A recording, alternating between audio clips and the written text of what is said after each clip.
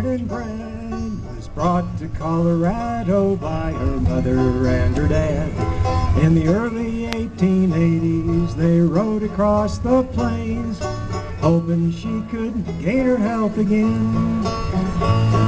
In the little town of Manitou, they made their happy home. Through the rocky hills and valleys, Emma often roamed, with her Indian spirit guide under Colorado skies. They all thought Emma's body could be whole. And who'll stop her coffin sliding down the hill, riding through the streets of Manitou, racing through the neighborhoods, waving at the crowds? Maybe you can wave at Emma too. Well, Emma's life was happy, and soon she would be wed to a young and handsome suitor by the name of Hildebrand.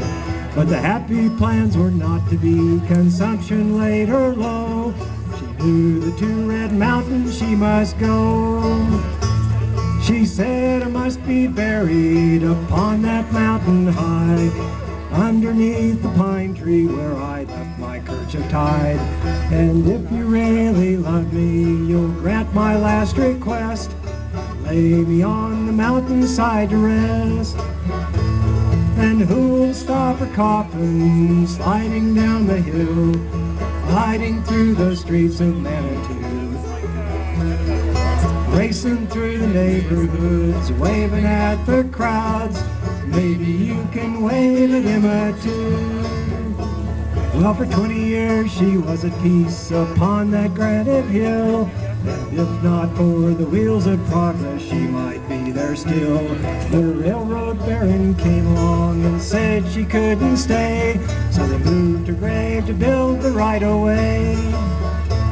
Well, they dug her up and buried her on the backside of the hill, in the shadows of the mountain in the sandy gravel fill.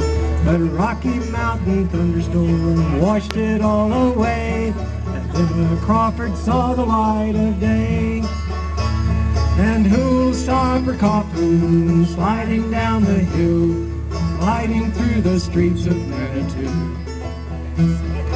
racing through the neighborhoods, waving at the crowds? Maybe you can wave at Emma too. Maybe you can wave at Emma too.